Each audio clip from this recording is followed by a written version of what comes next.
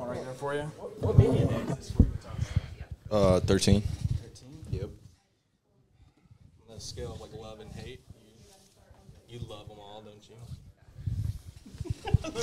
all love. All love all the time. Love media day. Last year, a thing that stuck with me is you never got traded midseason. Now you had that experience now. What's something you wish that you knew when you got traded last year? Man, I think what I wish I knew was how to pack up my home in a matter of like a week and then have, 2 baby boys, be ready to move with me and my wife. Just ultimately being ready to move with my family. That's what I wish I knew. It's no guidebook when you get traded midseason. And I don't think a lot of the outside world or fans or even, people that necessarily work within the industry know what it takes to like pick your stuff up and just go to a new team. So, but I could say that this organization has made it a lot easier, You were talking about your kids, I guess it was yesterday, a few days ago, whenever it was. And my kids have been in a different state for a few days. And I was telling him, I was like, man, I miss my kids. How do you balance the kid family life and work life? It almost feels like an impossible task, and I think all parents feel the same because we want to be in our kids' lives. We want to make sure we're there for all their first steps, all their first accomplishments, some of the things that they struggle with. You want to help them out. So, all that is in the back of my mind. It's always in my heart. But then there's the selfish me of just wanting to accomplish bigger goals and motivate myself and show an exemplary level of leadership for them so they can strive to be in better places than I've ever been. Yeah. Mavs fans are like clamoring for the comment you said the other day about that you wish you would have spent your whole career here in Dallas. What about this team or what about this organization has been different than past or has been great for you or standing out? Every organization is different in this league, and I've had the unique opportunity of playing this is my 4th team, and I didn't write out my legacy or my history when I was 16 or 18 years old that I wanted to play for 4 different teams in the NBA. I really wanted to be rooted somewhere where I can grow.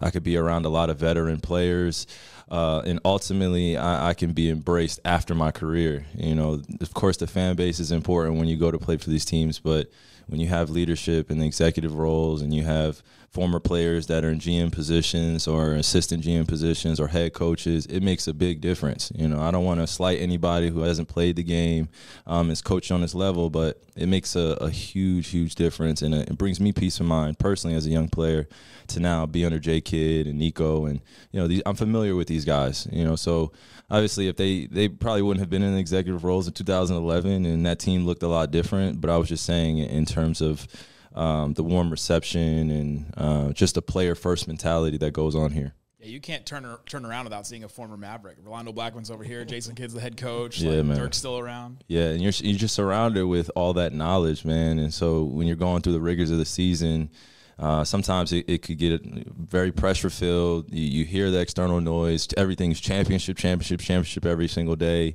But then you have guys who have that experience that could give you that peace of mind, so it goes a long way. You give generously, kind of in the shadows. Why? What do you mean? Like when you give, I feel like there's reports that come out. It's like, man, Kyrie gave to this cause, and it's like there's not any fanfare or like a big spotlight on it. Why is that important to you? Well, it's been important to me since I can remember. I've grown up in a church. With my grandfather, he was a pastor of a church. My mother was huge in the community. My grandmother's huge in the community. And we just know how to make something out of nothing. I don't come from money. I never really experienced the luxury lifestyle. So for me coming into the NBA, it was literally, me appreciating all the sacrifices that my family had to put in for me to be there. I was a 19-year-old kid. They allowed me to grow and mature. And really dream big, man. Like, who wouldn't want to have a family that supports them? And then also having a great environment and community in which I grew up in Jersey where they kept it real with me, man. They kept it real with me. Of course, they're haters and stuff like that, but I'm talking about the brutal honesty. Like, they would let you know, you're not anything until you get to that main stage. So that's what I was striving every day in the gym. College mattered, going to Duke, but getting to the NBA was the ultimate goal. And I just wanted to look back and say I did it my way. What's it like to guard Luka? I mean, I feel like I'm one of the guys that guards him the best. That's probably why I'm on the team. No, I'm joking. Well, everybody's been saying he gave me 30. He gave me 39. Everybody's been saying you want to be a 4. You think yourself a power forward. So. Hey, man, I hope that catch wins. I hope that catch legs. But I love messing around with the fans, man. I love messing around with the basketball community whenever I say I'm a 4, man, because I feel like it's one of the easiest roles to play, you know, and that's just me speaking. All you have to do is rebound. You could trail. You got Grant coming up next. We'll tell please tell him it's the easiest role to play. You can just be loud the whole entire time. You can shoot threes. You can post up. You can rebound. You don't have to pass if you don't want to. You know what I mean? Like Dirk's a 4. You know, you think about some of the best 4s in the league in league history. They've gotten that freedom, but yeah, for me, it's just about having fun with the game, and I love to do the other intangibles that I don't get credit for, man. I love just getting blocks and getting rebounds and just being a complete player.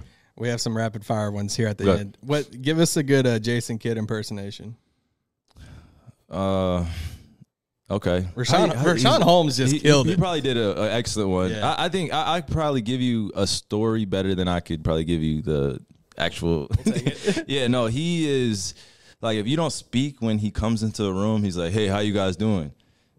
And nobody says anything. Hey, how you guys doing?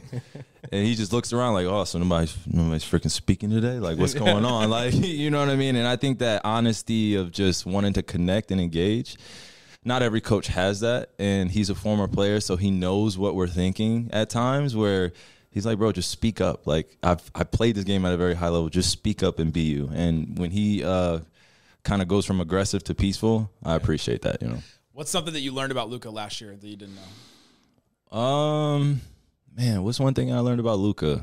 Could be about him on the court, him as a person. A lot of people have been saying he's really funny, like always has a joke. Yeah, he is funny, especially when he gets into his bag. He's really funny. I would say his resilience.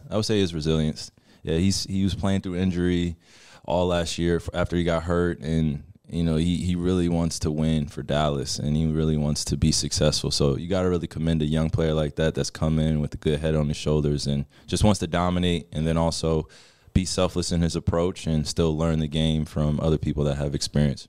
Last one. Turn the tables on us. Do you have a question for Mavs media, us or Mavs media in general? Yeah. Explain to me how MFFL is.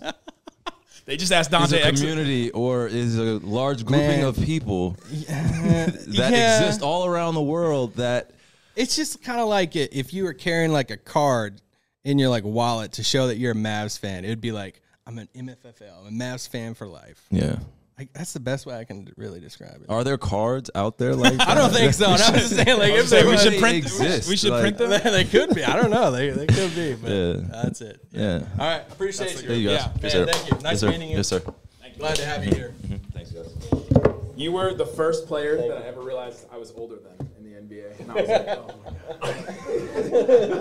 God. I'm older when you got 2 months.